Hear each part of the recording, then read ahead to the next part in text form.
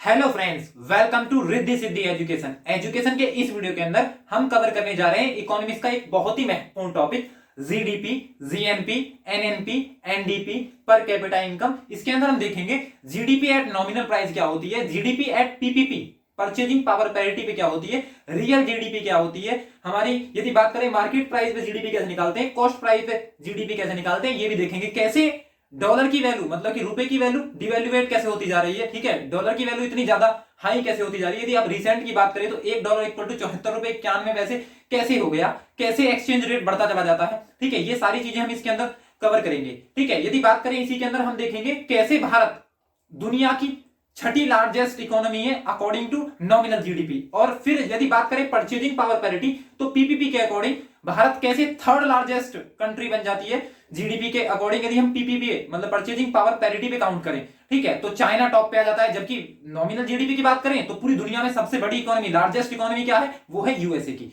ठीक है, तो ये सारी चीजें हम इसके अंदर कवर करेंगे। जैसा कि हम जानते हैं बाकी जो हमारे सब्जेक्ट हैं जीएस के, जैसे बात करें हम जियोग्राफी की, बात करें हिस्ट्री की, बात करें हम पॉलिटी की, तो उसके कंपैरिजन में इकोनॉमिक्स को थोड़ा टफ माना जाता है। तो हम कोशिश करेंगे सिंपल एग्जांपल के साथ, जो नॉर्मल एग्जांपल है मतलब कि डोमेस्टिक लेवल के जो एग्जांपल्स है उनका यूज करके सिंपल भाषा में, ज्यादा से ज्यादा सिंपल भाषा का यूज करते हुए कैसे इस पूरे के पूरे टॉपिक को आपको समझाने की कोशिश करते हैं। आइए शुरू करते हैं। बात करें सबसे पहले जीडीपी की, तो जीडीपी जैसे कि आप फुल फॉर्म जानते हो, जीडीपी की फुल फॉर्म क्या होती है, हमारी ग्रॉस डोमेस्टिक प्रोडक्ट।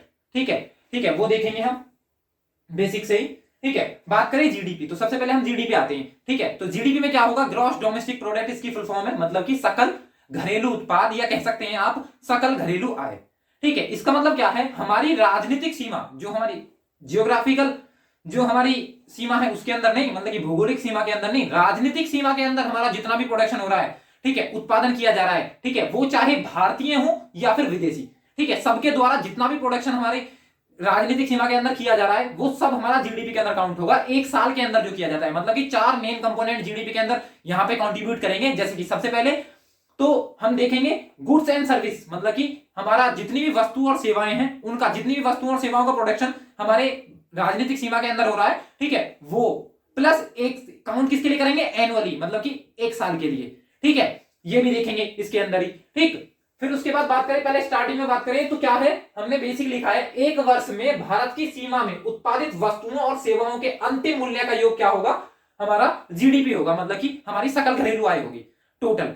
ठीक है, इसके अंदर वो भी है जो विदेशी, जैसे मान लिया यहाँ पे सैमसंग का मुख्यालय है, ठीक है, जैसे मान लिया वो दक्षिणी कोरिया की कंपनी है, लेकिन उसका प्रोडक्शन तो यहाँ भी हो रहा है, ठीक है, उन्हें उत्पादन यहाँ से भी हो रहा है, ठीक है, तो वो भी हमारी जीडीपी के अंदर काउंट होगा। ठीक है, मान लिया हमारी वीवो हो गई, ओप्पो हो गई, ये चाइना की कंपनी है, लेकिन हमारे यहाँ पे उनके मुख्यालय भी हैं, ठीक है, वो अब काम भी कर रही है, यहाँ इंप्लॉयमेंट भी प्रोवाइड कर रही है, इसका मतलब वो भी हमारी जीडीपी के अंदर काउंट होगा। वो बात अलग है, एनएनपी में काउंट नहीं होगा, लेकिन जीडीपी के अंदर काउंट होगा। अभी हम जीडीपी की बात कर रहे हैं। इसका मतलब यहां से हमें एक चीज क्लियर हुई कि सबसे पहले हमें जीडीपी को समझने के लिए हमें ये 4 कंपोनेंट समझने होंगे, जो कि क्या है हमारे, सबसे पहले राजनीतिक सीमा क्या होती है, मतलब कि हमारी जो पॉलिटिकल सीमा है उसके अंदर क्या है, पॉलिटिकल बाउंड्री के अंदर ये चीज, पहला टॉपिक हमें ये समझना होगा। उसके बाद समझेंगे हम एक वर्ष नॉर्मल सी बात है, इसके अंदर कुछ समझाना है नहीं। ठीक है, यदि बात करें नॉर्मल ईयर है तो नॉर्मल ईयर के बाद 365 दिन होते हैं। ठीक है, यदि हमारा लीप ईयर है तो उसके अंदर कितने 366 दिन होते हैं। ठीक है, तो वो चीज तो इसके अंदर तो कुछ समझाना है। फिर हमारा तीसरा टॉपिक आएगा वस्तु और सेवाएं, मतलब कि गुड्स एंड सर्विसेज। ठीक है, वो भी कौन सी, फिनिश गुड्स एंड सर्विसेज। तो फिनिश गुड्स की बात करें तो मतलब कि जो फाइनल प्रोडक्ट बन के तैयार होता है उसकी बात करेंगे। उसके बाद बात करेंगे जो फिनिश प्रोडक्ट बोला है मैंने, अंतिम मूल्य, मतलब कि जो फाइनल उसका प्राइस है, वो फाइनल प्राइस, मतलब कि फिनिश प्राइस जो है वो हम इसके अंदर क्या करेंगे, काउंट करेंगे। यदि बात करें इसके अंदर सबसे पहले पहला जो इन चारों कंपोनेंट के अंदर जो पहला कंपोनेंट है वो कंपोनेंट है हमारे वस्तु और सेवाएं। तो इससे पहले सबसे पहले हम समझेंगे वस्तु, गुड्स किसे कहते हैं। जैसे मान लिया हम किसी शॉप पे गए, शॉप पे जाने के बाद हमने कोई प्रोडक्ट, ऐसा कोई फिजिकल प्रोडक्ट मांगा, ठीक है, उसके बदले में हमने क्या दिया, उसे मनी दी, मतलब पैसा दिया। पैसा देने के बाद उसने तुरंत हमें उसके रिटर्न में एक प्रोडक्ट थमा दिया हाथ में, ठीक है, हम उसे लेके आ गए। इसका मतलब क्या हुआ, हमने उसे मनी दी, मनी के बदले में क्या दे दिया उसने, हमें कोई पर्टिकुलर फिजिकल प्रोडक्ट जिसे हम छू के देख सकते हैं, टच करके देख सकते हैं, वो मिला। जैसे हम स्टेशनरी की शॉप पे जा सकते हैं, ठीक है, या कोई भी ऐसी शॉप, खिलौना खरीदने जा सकते हैं कोई, ठीक है, तो ये क्या है, ये सब क्या है हमारे, ये है सामान। तो हजारों टाइप के, लाखों टाइप के सामान क्या करे जाते हैं, उत्पादित, मतलब कि प्रोड्यूस किए जाते हैं इंडिया के अंदर। तो वो सारे क्या है, वो सारी चीजें, उनका जो उत्पादन है, जो उत्पादन के अंदर भी क्या होगा, कुछ गुड्स क्या होंगी, कुछ गुड्स होंगी हमारी नॉर्मल रॉ मटेरियल में, फिर रॉ मटेरियल कन्वर्ट हो जाएगा कन्वर्ट हमारा सेमी फिनिश्ड, ठीक है। उसके बाद लास्ट आएगा हमारा फिनिश्ड, तो फिनिश गुड्स को हम उसके अंदर काउंट करेंगे, वो देखेंगे हम क्या होती है फिनिश गुड्स, ठीक है। वो हमारा कौन सा टॉपिक हो जाएगा इसके अंदर, जो चौथा कंपोनेंट है हमारा जीडीपी का वो है, वो हम तब समझा देंगे, ठीक है। यदि बात करें इसके अंदर हम जो गुड्स हैं, तो हमने गुड्स देख लिया, जैसे हम इसके अंदर देख सकते हैं, जैसे कि मान लिया हम यहां से ये जो यहां पे मेंशन है ये कुकर, ये शॉप पे गए हम, ठीक है, तो ये कुकर लिया हमने किसी शॉप पे जाके, तो ये क्या है, ये गुड्स है, हमने उसे क्या दी, मनी प्रोवाइड की, उस मनी के बदले में उसने मुझे कोई सामान दे दिया, ठीक है, तो वो क्या हुआ, ये भी हमारी क्या है, गुड्स है। मान लिया हम एक कपड़े की दुकान पे गए, क्लॉथ्स की दुकान पे गए, तो उसने हमें क्लॉथ दी, मान लिया वहां जाके हमने 400 रुपए पे किए उसे शर्ट के लिए, एक शर्ट के लिए, एक पर्टिकुलर पैंट के लिए, ठीक है, तो हमने उसे 400 रुपए पे किए, उसके बदले में रिटर्न में उसने हमें क्या दे दिया, हमें शर्ट दे दी, एक पैंट दे दी, हम उसे लेके घर आ गए, ठीक है। इसका मतलब क्या है, वो भी क्या थी हमारी, क्योंकि हमने फिजिकली उसे टच किया, फिजिकली हमने उससे ले लिया, ठीक है, इसका मतलब क्या थी, वो भी थी हमारी गुड्स, मतलब कि क्या थी हमारी वस्तु, ठीक है। बात करें ये खिलौने, ठीक है, तो ये खिलौने भी हम किसी यदि कोई भी शॉप है उससे जाके परचेज करते हैं, तो उसके इसके बदले में हम उनसे पैसा देंगे और एक्सचेंज कर लेंगे, ठीक है, तो क्या आ जाएगा, ये भी हमारा सामान है, ठीक है। मान लिया ये चश्मा हो गया, ठीक है, जैसे कि हमने बताया कोट हो गया, पैंट हो गई, शर्ट हो गई, ये सब क्या है, ये सब फिजिकल चीजें हैं, इसका मतलब ये किसके अंदर आएंगी, हमारी गुड्स। और डिफरेंट डिफरेंट जैसे कुछ चीजें मेंशन की है यहाँ पे हमने, जैसे मान लिया ये फ्रिज है, कोई बुक लेनी है, मान लिया रिच डैड पुअर डैड, ये बुक लेने गए हम पढ़ने के लिए, ठीक है, बहुत पसंद है हमें, ठीक है, तो अब जाके हमने उसे क्या दिया, मान लिया वो 400 रुपए की बुक है, हमने उसे 400 रुपए दिए, उसके बदले में उसने हमें बुक दे दी, इसका मतलब ये कोई फिजिकल चीज है, इसका मतलब ये भी क्या होगी, ये भी हमारी क्या होगी, वस्तु, ठीक है। अब बात करें फोन हो गया हमारा, लैपटॉप हो गया, ये फ्री माइक हो गई, ठीक है, ठीक है, टैप रिकॉर्डर हो गए, ये हो गए, ये मान लिया ये गैस का चूल्हा है, ये भी क्या है, ये भी एक फिजिकल गुड्स है, ठीक है। बात करें हमारी वॉच हो गई, ठीक है, ये बैग हो गया, फ्लावर हो गए, ये सब क्या है, हम इसके बदले में क्या ले रहे हैं, उस सामने वाले को पैसा देंगे, मनी देंगे, अब मनी के बदले में हमें ये प्रोडक्ट मिल जाएगा फिजिकली, हमने उसे पैसा दिया एक हाथ में, दूसरे हाथ में हम उससे उस प्रोडक्ट को लेके हम अपने घर आ जाएंगे। इसका मतलब क्या हुआ, ये सब क्या है, ये हमारे सब किसके अंदर काउंट होंगे, ये सब हमारे सामान के अंदर काउंट होंगे। सारी चीजें जितनी भी हम फिजिकली टच करके देख सकते हैं, रिटर्न में हमें पैसा देने के बाद कोई ना कोई सामान दे रही है वो, ठीक है, सर्विस प्रोवाइड नहीं कर रही, तो सारी चीजें क्या है, वो हमारे गुड्स हैं, वस्तुएं हैं, ठीक है। तो अब आई थिंक वस्तु क्लियर हो गया होगा, मतलब कि अब आते हैं हम सेवा, मतलब कि सर्विसेज पे, ठीक है। तो यदि बात करें हम सर्विसेज की, तो सेवाओं की बात करें तो मतलब कि सर्विस का मतलब वो, जैसे कि मैं आपको सर्विस प्रोवाइड कर रहा हूं, ठीक है, मान लिया यदि कोई भी टीचर है, मान लिया वो पेड कोर्स में या फ्री कोर्स में आपको पढ़ा रहा है, मतलब कि क्या कर रहा है, वो आपकी नॉलेज इनहेंस कर रहा है, मतलब कि क्या कर रहा है, वैल्यू एडिड कर रहा है आपके अंदर। ऐसा तो है नहीं कि जो चीजें उसने समझाई वो फिजिकली, मतलब आपने उसे मनी प्रोवाइड दी, मान लिया 400 रुपए का कोई कोर्स है, आपने उसे 400 रुपए दिए, 400 रुपए के बदले में उसने कोई चीज ऐसी मतलब खुद को पहुंचा दिया आपके घर, ऐसा तो कुछ है ही नहीं, ठीक है, बस उसने सर्विस प्रोवाइड कर दी, और एक माध्यम था, मीडियम था हमारा यूट्यूब, उसके थ्रू आपको सर्विस प्रोवाइड कर दी, इन हैंड आपको कुछ नहीं मिला। जैसे बात करें हम डॉक्टर की, ठीक है, तो डॉक्टर भी क्या करते हैं, डॉक्टर इन हैंड हमें कुछ नहीं देते, लेकिन हमें एक सर्विस प्रोवाइड करते हैं। जैसे मान लिया हम कॉलेज की बात करें, कॉलेज सिंपल बहुत बेसिक सा एग्जांपल हम कॉलेज का लेते हैं। इसके अंदर क्या हुआ, हमने 10th किया या 12th किया, 12th के बाद हम एकेडमिक, अपनी जो एकेडमिक क्वालिफिकेशन है उसके लिए कहां जाते हैं, हम जाते हैं कॉलेज के अंदर। तो क्या हुआ, जब हम 12th के बाद कॉलेज में गए, ठीक है, तो कॉलेज में जाने के बाद क्या हुआ, हम 12th करी थी हमने, उसके बाद 4 साल बाद हम वहां से बीटेक करके या फिर इंजीनियर बन के निकले या डॉक्टर बन के निकले। इसका मतलब ये तो हुआ नहीं कि एक पर्टिकुलर मशीन थी, ठीक है, उस मशीन के अंदर डाला उस आदमी को और निकाल दिया दूसरी तरफ, तो फिनिश प्रोडक्ट बन के तैयार हो गया। मतलब यहाँ थे आप एक 12th पास, मतलब कि 10+2, और यहाँ आ गए आप इंजीनियर। ऐसा तो कुछ हुआ नहीं, किसी मशीन के अंदर तो प्रोडक्शन हुआ नहीं, ठीक है, तो ये मतलब मैन्युफैक्चरिंग नहीं हुई, प्रोडक्शन कह सकते हो, क्योंकि इंजीनियर भी क्या होते हैं, हमारे प्रोड्यूस होते हैं। तो ये जब प्रोडक्शन और मैन्युफैक्चरिंग का डिफरेंस क्रिएट करेंगे, डिफरेंस बताएंगे, तब ये क्लियर हो जाएगा कि विनिर्माण क्या होता है, हमारा उत्पादन क्या होता है, ठीक है। तो क्या हुआ, वहां इंजीनियर, जैसे इलेक्ट्रिसिटी प्रोड्यूस होती है, इंजीनियर में प्रोड्यूस होते हैं, लेकिन जितने भी सामान है हमारे, वो क्या होते हैं, वो मैन्युफैक्चर होते हैं, ठीक है। तो ये हो गया हमारा इसका मतलब क्या हुआ, वहां पे उनकी जो वैल्यू थी, मतलब कि जो उनकी क्वालिटी थी, वो इनहेंस कर दी, बस इनहेंस करके उन्हें सर्विस प्रोवाइड की, ठीक है। सर्विस प्रोवाइड करने के बाद उस बंदे को क्या बना दिया, इंजीनियर बना दिया। तो ये भी क्या है, जो हमारा कॉलेज स्कूल है, ये भी एक संस्थाएं हैं जो क्या प्रोवाइड करती है, सर्विस, ठीक है। जितने भी ऑनलाइन जितनी भी चीजें आप यहाँ के यूट्यूब से, हैंगआउट से, फेसबुक से, व्हाट्सएप से, ये जितनी भी चीजें सीखते हैं, वो सब क्या है, हमारी सर्विसेज है। मतलब कि कोई ना कोई सेवा प्रोवाइड करें। जब हमें फिजिकली इन हैंड कुछ नहीं मिलता, ठीक है, पैसा देने के बाद इन हैंड कुछ नहीं मिलता, कोई ना कोई सेवा प्रोवाइड की जाती है, सर्विस प्रोवाइड की जाती है, तो उन्हें बोलते हैं हम सेवा, सिंपल बात है। यदि बात करें कुछ एग्जांपल्स की, तो जैसा कि हमने बताया, बात करें ये, मतलब यदि हम फ्रीलांसिंग में डिजिटल मार्केटिंग का कोर्स करना चाहते हैं, यूट्यूब मार्केटिंग का, फेसबुक मार्केटिंग का कोर्स करना चाहते हैं, या सीईओ सर्च इंजन ऑप्टिमाइजेशन का कोर्स करना चाहते हैं, ECCS वाले अच्छे तरीके से जानते होंगे, ठीक है। तो ट्रेंडिंग ये क्या है, ये बहुत सारी जॉब्स हैं, ट्रेंडिंग जॉब्स हैं। जैसे बात करें हम घर बैठे घर से वर्क फ्रॉम होम कर सकते हैं, ठीक है। तो ये क्या है, ये फ्रीलांसिंग का कॉन्सेप्ट है।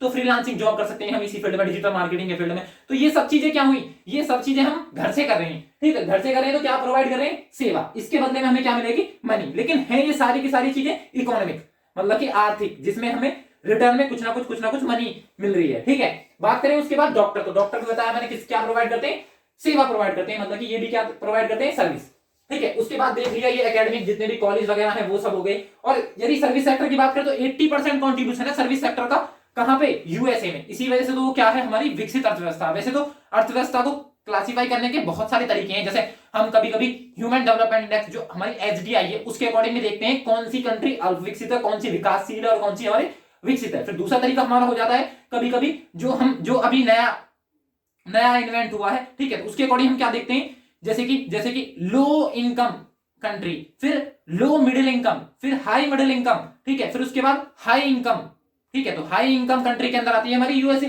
ठीक है। तो वो क्या होगा, वो सारी चीजें हम देख लेंगे। जैसे मान लिया ये सब सर्विस सेक्टर है, जितनी भी बड़ी आज जितने भी टॉप पे, मान लिया सबसे ज्यादा अमीर, सबसे अमीर बात करें एलॉन मस्क की, तो वो भी क्या है, वो टेस्ला के संस्थापक है, ठीक है। तो इसका मतलब क्या हुआ, वो तो हो गए ऑटोमोबाइल के सेक्टर में। लेकिन बात करें जो टॉप पे है, जैसे हमारा जेफ बेजोस है, तो वो क्या करते हैं, उनका काम क्या है, वो अमेजन के संस्थापक है, ठीक है। यदि बात करें हम इसी के अंदर बिल गेट्स की, ठीक है, तो एप्पल हो गई, माइक्रोसॉफ्ट हो गई, ये सारी क्या है, ये हमें मैक्सिमम टाइम क्या प्रोवाइड करती है, सर्विस प्रोवाइड करती हैं, ठीक है। जब भी सबसे ज्यादा कंट्रीब्यूशन जीडीपी में, जो यूएसए की जीडीपी है उसमें 80% कंट्रीब्यूशन है सर्विस सेक्टर का, जैसा कि हमारे यहाँ पे 54% कंट्रीब्यूशन है सर्विस सेक्टर में, ठीक है। यदि बात करें सर्विस, जैसे कि हमें व्हाट्सएप भी क्या प्रोवाइड करता है, सर्विस इन हैंड। तो वो जैसे मान लिया हमने काइली जेनर को देखा, ठीक है, देखने के बाद ऐसा तो है नहीं वो मतलब हमारे घर आ जाएंगी, ठीक है। या कोई भी किसी की भी बात करें, हम किसी का भी एग्जांपल लेते हैं, जैसा रोनाल्डो सबसे ज्यादा क्या है, उनके सबसे ज्यादा फॉलोअर है इंस्टा पे, ठीक है। तो इंस्टा पे यदि हमने उसकी वीडियो देखी, ऐसा तो होगा नहीं, तो आपने उसकी वीडियो देखी है, आपने एक व्यू दिया है, एक लाइक दिए, तो रोनाल्डो को तुम्हारे पास भेज देंगे 2 मिनट के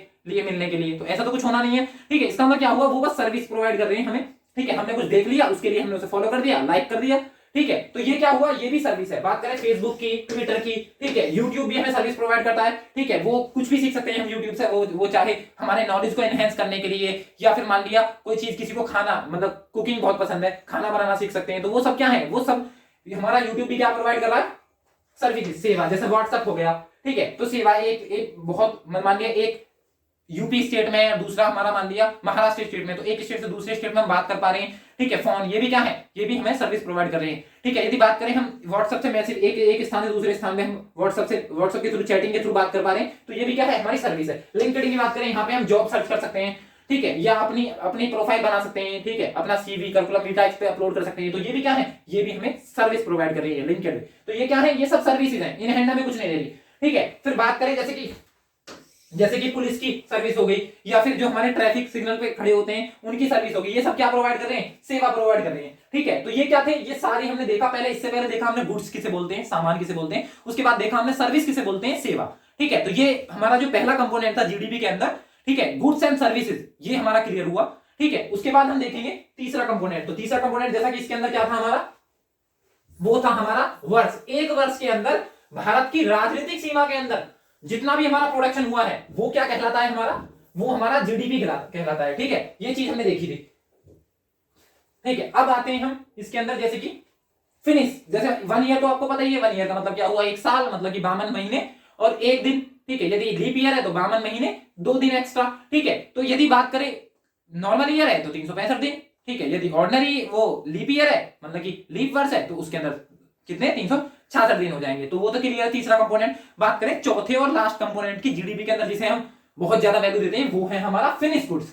ठीक है। फिनिश गुड्स का मतलब क्या हुआ, ठीक है, मतलब कि जो हमारा अंतिम उत्पाद है, ठीक है। अंतिम उत्पाद की बात करें, जैसे मान लिया कुछ बेसिक से एग्जांपल लेते हैं, जैसे हम बात करते हैं, हम इसके अंदर फोन की बात करते हैं, तो मान लिया हमें फोन खरीदना है, एक मान लिया रियलमी का, ठीक है। हम फोन खरीदने गए, लेकिन हमारे पास पहले से एक मान लिया ओप्पो का फोन है, ठीक है। तो उसकी बैटरी नहीं है, ठीक है, उसकी बैटरी नहीं है, लेकिन हमें उसी साइज की बैटरी चाहिए, जो कि हमें बाद में पता चला कि रियलमी के एक ये वाला फोन है, ठीक है, इसकी बैटरी इसमें लग जाएगी। तो हम उसके पास जाएंगे, जाके बोलेंगे शॉप पे जाके कि एक काम करो, ये फोन का प्राइस क्या है, 10,000 रुपए, ठीक है। तो एक काम करो, इसकी बैटरी दे दो, ठीक है, अब ये बता दो कि इस बैटरी का अलग से प्राइस कितना है।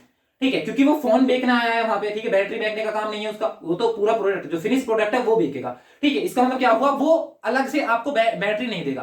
ठीक है, जैसे मान लिया इससे भी बेसिक एग्जांपल देखते हैं, जैसे घर की बात करें। ठीक है, आपको एक फ्लैट खरीदना है। ठीक है, आप फ्लैट खरीदने गए, उसके अंदर सब कुछ है, मतलब कि जितने भी हमारी नेसेसरी थिंग्स हैं वो उसके अंदर सब कुछ है। वो बात करें एसी की, बात करें फ्रिज की, बात करें कूलर की, बात करें पंखे की, बात करें, ठीक है, बेड हो गया, अलमारी हो गया, सब कुछ है उसके अंदर। ठीक है, लेकिन आपको ये सब कुछ नहीं चाहिए, आपको बस एक जगह चाहिए। ठीक है, या फिर उसका प्राइस उसने बहुत ज्यादा हाई बताया कि इतने में मिलेगा आपको। ठीक है, लेकिन आपको वो कम में चाहिए, तो आप उनसे ये थोड़ी बोलोगे जाने के बाद, मान लिया जो फिजिकल चीजें हैं, जैसे मान लिया फ्रिज निकाल लो, ठीक है, वहां से एसी निकाल लो, इतना तो हो सकता है, लेकिन आप बहुत ही ज्यादा डिवेल्युएट कर दो उसे। ठीक है, बहुत ज्यादा कम प्राइस कर दो, ऐसा तो वो करेगा नहीं कि आप उससे जाके ये बोल दो कि एक काम कर, इसमें से जितनी भी जो इसके अंदर ईंट, बदरपुर, सीमेंट वो लगा था उसे निकाल ले, बस हमें जमीन चाहिए। क्योंकि वो फ्लैट बनाया उसने उसी पर्पज से बनाया कि मुझे बेचना भी पूरा फ्लैट ही है।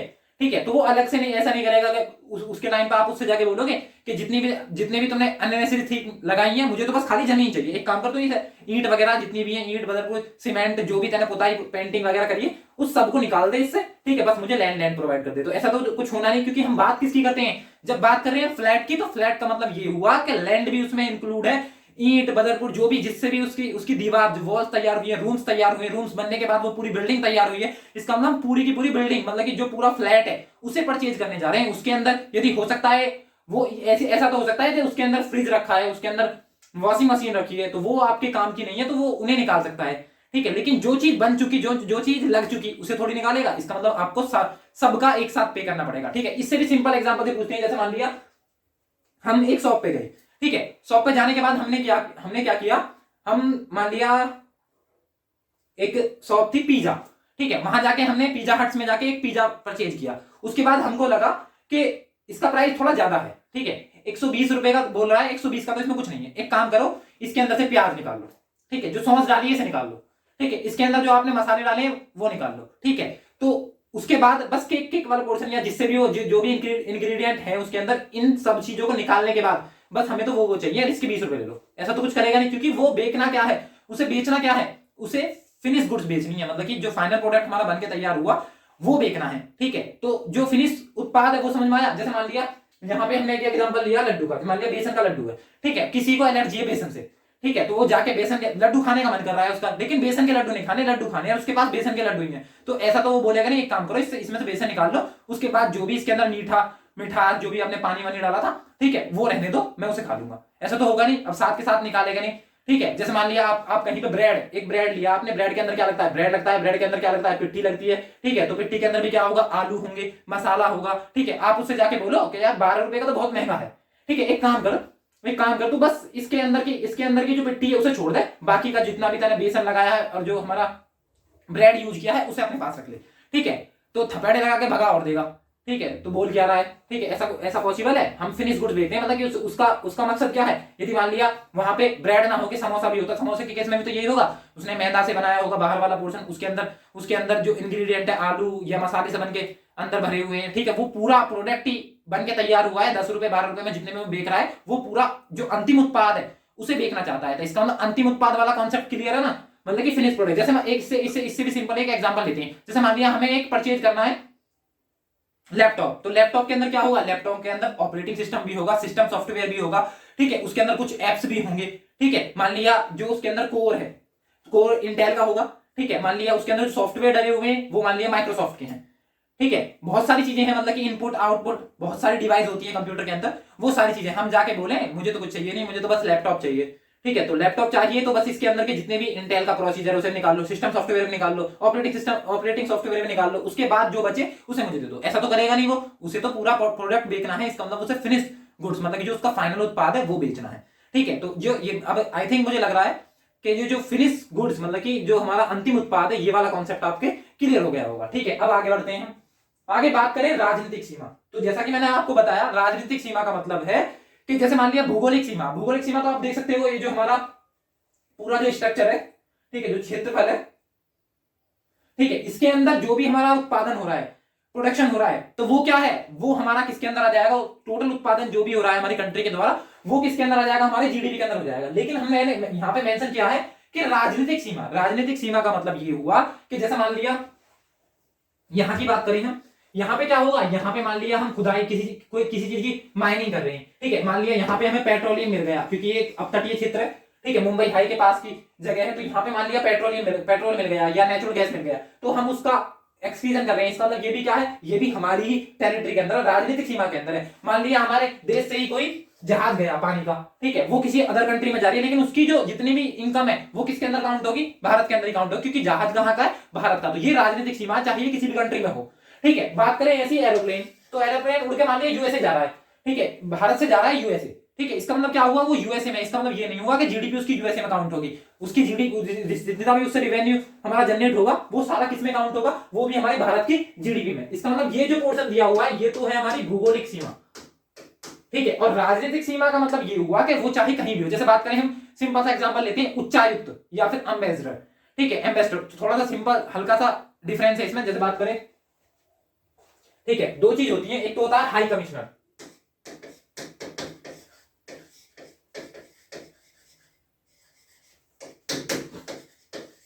एक होता है अम्बेसडर, ठीक है, अम्बेसडर, ठीक है। अरे हाई कमिश्नर मतलब कि इसे क्या बोलते हैं, उच्चायुक्त, ठीक है, और ये क्या होता है हमारा राजदूत, ठीक है। इसके बारे में सिंपल चीज देखते हैं। तो क्या हुआ, इन हाई कमिश्नर क्या है, उच्चायुक्त क्या है, और हमारा राजदूत क्या है, इनमें बहुत माइनर सा डिफरेंस है। यदि बात करें जितनी भी कॉमनवेल्थ कंट्री है, मतलब कॉमनवेल्थ का मतलब क्या हुआ, वो कभी ना कभी डायरेक्ट या इनडायरेक्ट वे में किसके अधीन रही हो, ब्रिटिश के अधीन। मतलब कि इस चीज को हम मतलब ये थोड़ा नेगेटिव वे में ले जाते हैं हम कि क्या है, ये हमारी गुलामी की निशानी है, ऐसा कुछ नहीं है, ठीक है। ये चीज हम कभी अस्वीकार तो कर ही नहीं सकते कि हम कभी किसके, ब्रिटेन के अधीन रहे थे, ठीक है। तो ये क्या हुआ, जो कॉमनवेल्थ के अंदर है वो सारे क्या कहलाएंगे, हमारे हाई कमिश्नर, उच्चायुक्त, जो कभी ना कभी किसके गुलाम रहे हो, हमारे ब्रिटेन के, ठीक है। इसमें कुछ एक्सेप्शन भी है। जैसे बात करें हम यूएसए, तो यूएसए की बात करें हम, अमेरिका की, तो अमेरिका वैसे तो ब्रिटेन का गुलाम रहा है, लेकिन ये इसका पार्ट नहीं है, किसका, हमारा कॉमनवेल्थ का, ठीक है। तो कॉमनवेल्थ का पार्ट नहीं है ये, ठीक है। तो कॉमनवेल्थ के अंदर वैसे कंट्री कितनी है, हमारी 54 कंट्री है, कितनी कंट्री, 54। तो 54 कंट्रीज है कॉमनवेल्थ की, ठीक है। उसके अंदर क्या होगा, उसके अंदर यूएसए कभी कॉमनवेल्थ का पार्ट नहीं है, लेकिन वो गुलाम रहा है। ऐसे यदि बात करें हम सूडान की, ठीक है, सूडान एक कंट्री है, ठीक है। अभी इसमें से ये दो हो गई है, उत्तरी सूडान और दक्षिणी सूडान, ठीक है। सबसे नवीनतम देश भी दक्षिणी सूडान है। बात करें सूडान की, तो सूडान क्या था, सूडान कभी भी हमारा ब्रिटेन का गुलाम नहीं रहा, लेकिन ये इसका सदस्य है, ठीक है, किसका, हमारा जो कॉमनवेल्थ है, ठीक है, इस कॉमनवेल्थ का सदस्य है, ठीक है। और इसमें एक चीज और देखते हैं, फिर ब्रांड एम्बेसडर, ये वाला पोर्शन हमारा बिल्कुल क्लियर हो जाएगा।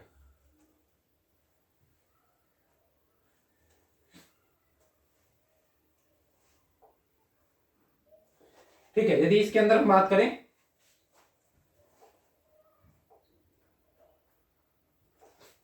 अब देखो, पहला हमने देखा हाई कमिश्नर मतलब कि उच्चायुक्त, दूसरा था हमारा ब्रांड एम्बेसडर मतलब कि राजदूत। ये क्या है, हमारा उच्चायुक्त,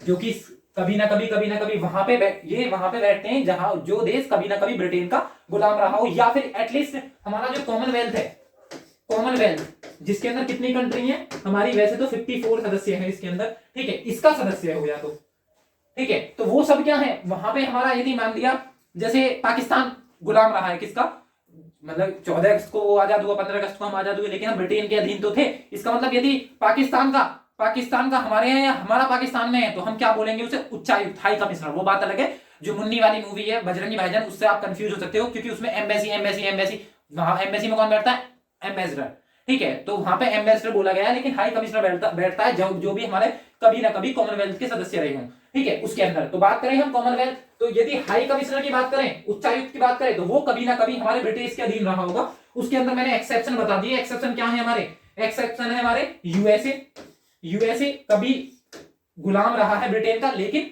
कॉमनवेल्थ का सदस्य नहीं है। सूडान की बात करें तो वो कभी गुलाम नहीं रहा, जो पोर्चुगीज है, पुर्तगाली, उनका गुलाम रहा, लेकिन किसका सदस्य है, कॉमनवेल्थ का सदस्य है, ठीक है। कुछ ऐसी ही चीजें, जैसे बात करें कॉमनवेल्थ के अंदर ही हम दो कंट्री और लेते हैं, एक है हमारी मालदीव, मालदीव, ठीक है।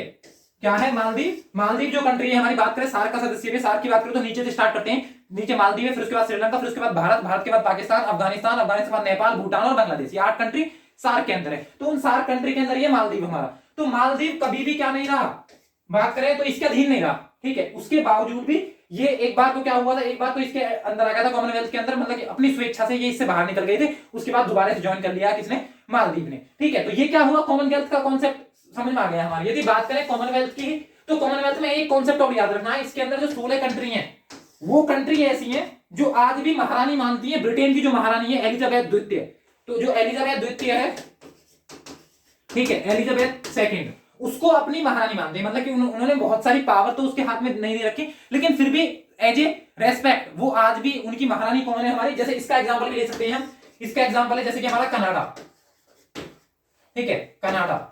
उसके बाद बात करें ऑस्ट्रेलिया, ठीक है। तो ऑस्ट्रेलिया, कनाडा, ऑस्ट्रेलिया, कनाडा कुछ ऐसी कंट्री है, 16 ऐसी कंट्री है इसके अंदर, 54 के अंदर, ठीक है, जो आज भी अब टॉप मोस्ट की जो लेवल की जो प्रियोरिटी देते हैं, तो वो महारानी को देती है, जो कि ब्रिटेन की महारानी है एलिजाबेथ द्वितीय, ठीक है, एज ए रेस्पेक्ट, ठीक है। तो क्या हो जाएगा, वो कनाडा और ऑस्ट्रेलिया आ गया। तो हमने अभी कॉमनवेल्थ वाला कॉन्सेप्ट देख लिया, और क्यों किसे उच्चायुक्त बोलते हैं, क्या एम्बेसडर होता है, वो हमने देख लिया। एम्बेसडर क्या है? एम्बेसडर ब्रांड, जो हमारा एम्बेसडर है, ब्रांड एम्बेसडर नहीं, खाली एम्बेसडर, मतलब कि क्या जाएंगे, इन्हें बोलेंगे हम हमारा राजदूत।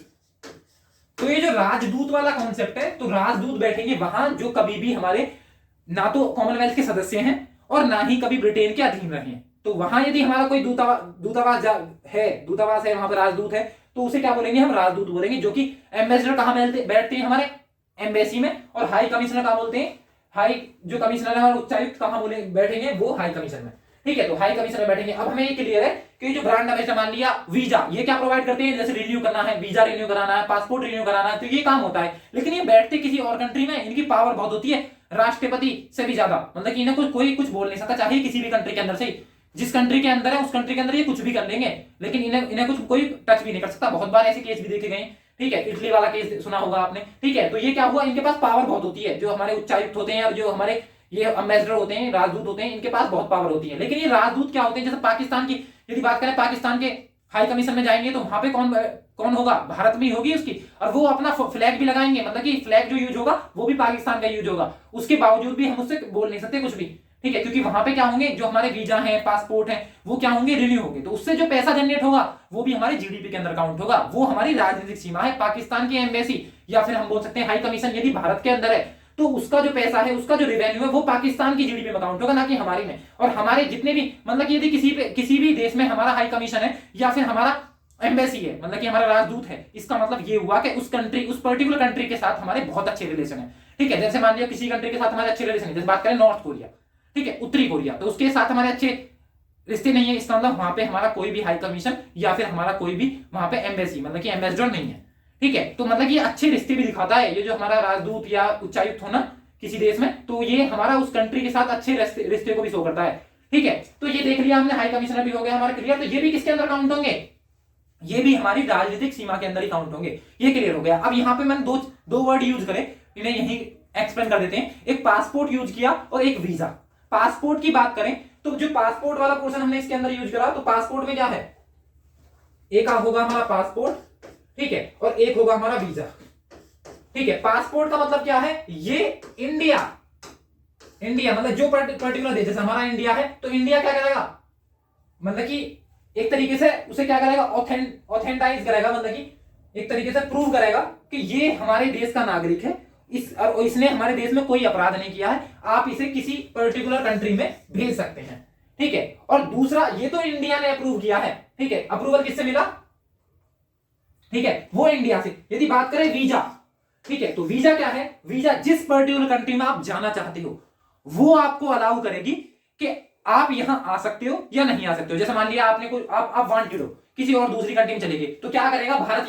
यहां से आपका पासपोर्ट क्या कर देगा? रद्द कर देगा। जैसे आप किसी, मान लिया एरोप्लेन से जाना है आपको, एयरपोर्ट पर पहुंचते वो जाके देखेगा, जैसे आपका पासपोर्ट का पिन उसमें डालेगा, तुरंत डालते ही उसे पता चल जाएगा कि ये तो वांटेड है, ठीक है। उस पर लाल क्रॉस आ जाएगा, तुरंत पता चल जाएगी। इसके अंदर ही होती है हमारी ट्रैवल हिस्ट्री। जैसे कोरोना के टाइम पे आपने बहुत सुना होगा ट्रैवल हिस्ट्री, किस किस देश में गया है इससे पहले, ठीक है, अब कहां से आया है, ठीक है, ये ट्रैवल हिस्ट्री हमारे पासपोर्ट में लिखी होती है, ठप्पा लगे होते हैं उस पर हर जगह कि ये किस कंट्री से, किस पर्टिकुलर कंट्री से होकर आया है, ठीक है। तो ये पासपोर्ट बताता है। वीजा की बात करें तो वीजा क्या करता है, अदर कंट्री, मतलब कि जिस कंट्री में हम जा रहे हैं, ठीक है, तो अदर कंट्री, ठीक है, तो अदर कंट्री क्या करेगी हमारी, किसी अदर कंट्री में जाने के लिए वो पर्टिकुलर कंट्री आपको अलाउ करेगी कि आप इस देश में आ भी सकते हो या नहीं। पासपोर्ट से तो आप भारत की तरफ से अप्रूव हो गए, ठीक है, लेकिन किसी दूसरी जिस पर्टिकुलर कंट्री में आप जाना चाहते हो वहां जो हम आपको अप्रूवमेंट मिलेगा वो मिलेगा किसके अकॉर्डिंग, वो वीजा के अकॉर्डिंग। तो आप यहां पे एक कॉन्सेप्ट और आता है,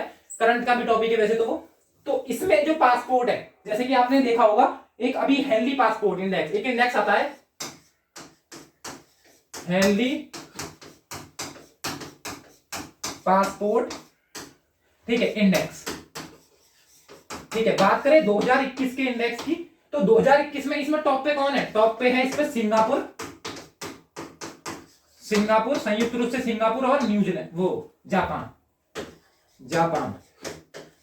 ठीक है। और यदि बात करें लास्ट, तो लास्ट है इसमें हमारा अफगानिस्तान, क्योंकि वहां तो कोई जा नहीं सकता, ठीक है, आप कैसी हालत है आपको पता है, ठीक है। तो लास्ट कौन है, अफगानिस्तान। फर्स्ट की बात करें तो फर्स्ट कौन है हमारा, तो फर्स्ट हो जाएंगे हमारे संयुक्त रूप से सिंगापुर और जापान, सबसे ज्यादा पावरफुल है ये। लगभग यदि बात करें इनकी, तो ये लगभग 191 कंट्री में बिना वीजा के ट्रेवल कर सकते हैं, ठीक है। इसी में बात करें हमारे इंडिया की, तो हमारे इंडिया की पोजीशन है इसमें 19, ठीक है। यदि बात करें 2020 की, तो 2020 में इनकी पोजीशन थी 84, ठीक है, 84। तो अब इन्हें छह स्थान का क्या हुआ, नुकसान हुआ है, अब इनकी पोजीशन है 90। यदि बात करें भारत की, तो भारत जैसे मान लिया नेपाल में तो वीजा की जरूरत नहीं पड़ती, ठीक है। तो ऐसी कितनी कंट्री है जिनमें भारत ट्रैवल कर सकता है हमारा बिना वीजा के, तो वो है 58 कंट्री। तो ये भी हमारा जो करंट है, करंट के पॉइंट ऑफ व्यू से बहुत इंपॉर्टेंट है, यहाँ पे मेरे माइंड में आ गया तो मैंने यहाँ पे करा दिया, ठीक है। तो कौन से कितने देशों में, 191 देशों में बिना वीजा के हम ट्रैवल कर सकते हैं। यदि हम जापान या सिंगापुर के हैं तब, भारत के हैं तो कितने 58 कंट्रियों के अंदर, 58 कंट्रियों के अंदर, ठीक है। तो कौन सी, हेनली पासपोर्ट इंडेक्स की बात करें किस संस्था द्वारा, किस संगठन द्वारा ये जारी की जाती है, तो हेनले एंड जो हमारा पार्टनर्स है इसके द्वारा ये जारी की जाती है, ठीक है। तो ये देख लिया हमने किसके अंदर, जो हमारा वीजा था या फिर मान लिया पासपोर्ट वाला पोर्शन, उच्चायुक्त क्या है, ब्रांड एम्बेसडर क्या है, ये किसके अंदर काउंट होंगे, हमारी राजनीतिक सीमा के अंदर। ये भी चीजें क्लियर हो गई हमारी, ठीक है। फिर चलते हैं हमारे नेक्स्ट, ठीक है। तो अब हमने देख लिया भारत की राजनीतिक सीमा क्या है, ठीक है। तो वो ये जो चारों कंपोनेंट थे हमारे जीडीपी के वो काउंट हो गए, ठीक है। उसके बाद हमारा जो उत्पादन प्रोडक्शन बोल रहा हूं मैं बहुत देर से, तो वो प्रोडक्शन क्या है मैं एक बार उसे और समझाना चाहता हूं, ठीक है। तो इसमें क्या होगा, यदि हम प्रोडक्शन की बात करें, ठीक है, मान लिया ये मेरा क्या है, ये यहां पे प्रोसेसिंग हो रही है, मान लिया मशीन है, ठीक है। तो यहां यदि मैन्युफैक्चरिंग हो रही है, उत्पादन हो रहा है, तो मैं यहां से क्या प्रोवाइड करूंगा इसे, ये है हमारा इनपुट, ठीक है। और ये कन्वर्ट किस में कर देगा, आउटपुट, ठीक है। अब ये इनपुट में यदि हमने मान लिया, इनपुट में हमने कोई कच्चा माल दिया, रॉ मटेरियल, क्या लिया हमने, रॉ मटेरियल, ठीक है, हमारा कच्चा माल है यहाँ पे, और हमने क्या कर दिया, कन्वर्ट बाद में इसे फिनिश या फिर सेमी फिनिश गुड्स, मतलब कि फिनिश गुड्स मतलब कि हमारा क्या आ जाएगा, अंतिम उत्पाद में हमने कन्वर्ट कर दिया, ठीक है। यहाँ पे रॉ मटेरियल यूज करा, यहाँ पे हमने प्रोसेसिंग की, मतलब कोई मशीन यूज कर सकते हैं हम यहाँ पे प्रोसेसिंग प्रक्रम के लिए, तो यहाँ पे हमारी प्रोसेसिंग हुई, और आफ्टर प्रोसेसिंग क्या हुआ, जैसे हम यदि बात करें हम कंप्यूटर के अंदर हम क्या करते हैं, एज ए इनपुट डाटा देते हैं, उसकी प्रोसेसिंग होती है, उसके बाद वो कन्वर्ट हो जाता है हमारा किसमें, आउटपुट में, एज ए इंफॉर्मेशन। ऐसे हम मशीन के अंदर करते हैं, कोई भी रॉ मटेरियल लिया, जैसे मान लिया हमें एक सिंपल सा एग्जांपल लेते हैं, हमें आटा से रोटी बनानी है, ठीक है। तो क्या करा हमने, रॉ मटेरियल क्या है हमारा आटा, मतलब कि फ्लोर, उसे कन्वर्ट किया किसमें, चपाती या रोटी में, ठीक है। तो ये भी प्रोसेसिंग हुई। यदि मान लिया हमें ये मार्कर बनाना है, ठीक है, तो क्या करेंगे हम, इसके अंदर प्लास्टिक यूज है, इसके अंदर कलर यूज हुए, इसके अंदर कोई मटेरियल यूज हुआ, तो क्या होंगे, पहले हमने वो रॉ मटेरियल की तरह यूज करा और मशीन के अंदर हमने इसे बना दिया। इसका मतलब आफ्टर प्रोसेसिंग हमें जो फिनिश गुड्स मिली है, फाइनल प्रोडक्ट मिला है, वो ये है, ठीक है। इसका मतलब हमने पहले रॉ मटेरियल यूज करा, उसकी प्रोसेसिंग हुई किसी मशीनरी, इस पर्टिकुलर मशीनरी के अंदर, तो वो क्या है, वो है हमारी मैन्युफैक्चरिंग, ठीक है। मैन्युफैक्चरिंग का मतलब क्या हुआ, ये है हमारी, ठीक है, यहीं से क्या होगा हमारा उत्पादन, तो ये क्या होगी, ये कहलाएगी हमारी मैन्युफैक्चरिंग,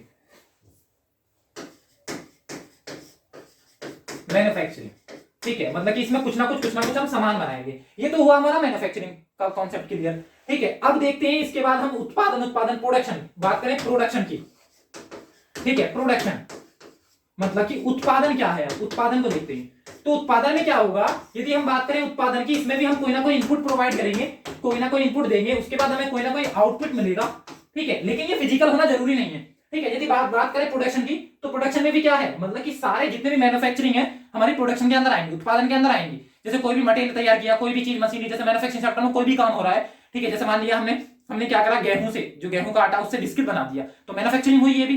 लेकिन ये जो पोर्शन है ये हमारा प्रोडक्शन के अंदर तो आया, लेकिन सारे प्रोडक्शन हमारे मैन्युफैक्चरिंग नहीं होते। जैसे इसका एग्जांपल भी देखेंगे, ये इनपुट है, ठीक है, ये आउटपुट है।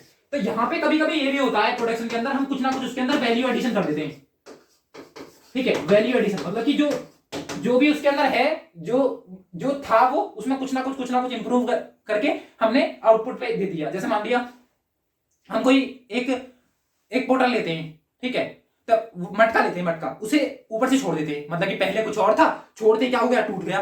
टूटते ही वो ऐसा तो है नहीं, जैसा इनपुट था वैसे ही आउटपुट तो चेंज हुआ, लेकिन ये वैल्यू एडिशन नहीं था, इसके अंदर कोई इंप्रूवमेंट नहीं हुआ, इसका मतलब ये प्रोडक्शन के अंदर काउंट नहीं होगा। लेकिन यदि ऐसा होता, मान लिया एक छोटा सा एग्जांपल लेते हैं, ठीक है, दो फ्रेंड्स हैं, उनके खेत अपने आसपास है, मतलब जो उनके फील्ड है वो आसपास है। तो एक क्या हुआ, एक ने अपनी एक बाल्टी भरी मिट्टी की, और वो अपने फ्रेंड के पास गया, जाके बोलता है उससे कि एक काम कर, इस मिट्टी की भरी इस बाल्टी को ले ले, ठीक है, और मुझे 10 रुपए दे दे, ठीक है। तो हो सकता है वो उसे कान के नीचे मिला के दे कि इसे लेकर तेज जा, यहां से दिख भी मत जाइए, क्योंकि ये मिट्टी तो मेरे पास भी है। लेकिन फिर क्या हुआ, 2 दिन बाद वो फिर से जाता है, फिर से जाने के बाद वो अब क्या करता है, उसका क्या बनाता है, मटका बना देता है। मटका बनाने के बाद जाके बोलता है कि मुझे 10 रुपए चाहिए, अब ये ले ले तू। अब तो तब तो वो एक बार सोचेगा कि ये तो काम की चीज है, ठीक है, तो मैं दे दूं, ठीक है। लेकिन तब मट्टी नहीं देता वो, क्योंकि उसमें कोई वैल्यू एडिशन नहीं हुआ, ठीक है। तो वैल्यू एडिशन करने के बाद आपने कुछ दिया, इसका मतलब ये था प्रोडक्शन, ठीक है। अब यदि बात करें सिंपल प्रोडक्शन, तो ये जो मैंने बार बार बोला कि सारे मैन्युफैक्चरिंग प्रोडक्शन के अंदर नहीं आती, मतलब सारे मैन्युफैक्चरिंग तो प्रोडक्शन होगा, लेकिन सब प्रोडक्शन मैन्युफैक्चरिंग नहीं होते। जैसे बात करें हम, अभी मैंने थोड़ी देर पहले एग्जांपल दिया था इंजीनियर्स का, ठीक है, और इलेक्ट्रिसिटी मतलब कि बिजली।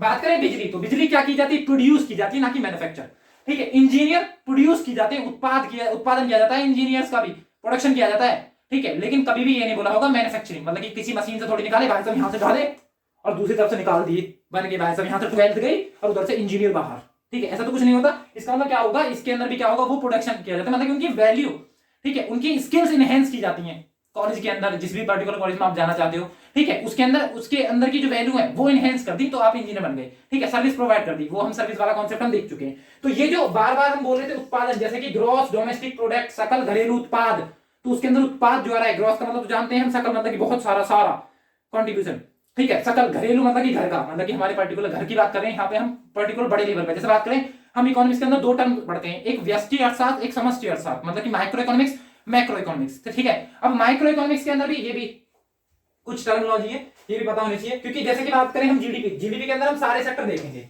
यदि बात करें जीडीपी, तो जीडीपी के अंदर किस किस सेक्टर की काउंट करेंगे हम प्राइमरी सेक्टर मतलब कि प्राथमिक क्षेत्र, फिर सेकेंडरी सेक्टर मतलब कि द्वितीय क्षेत्र, उसके बाद टर्सरी सेक्टर मतलब कि तृतीय क्षेत्र। तो ये प्राथमिक क्षेत्र मतलब कृषि सेक्टर, ठीक है, कृषि क्षेत्र। उसके बाद सेकेंडरी सेक्टर मतलब कि विनिर्माण क्षेत्र मतलब कि मैन्युफैक्चरिंग सेक्टर।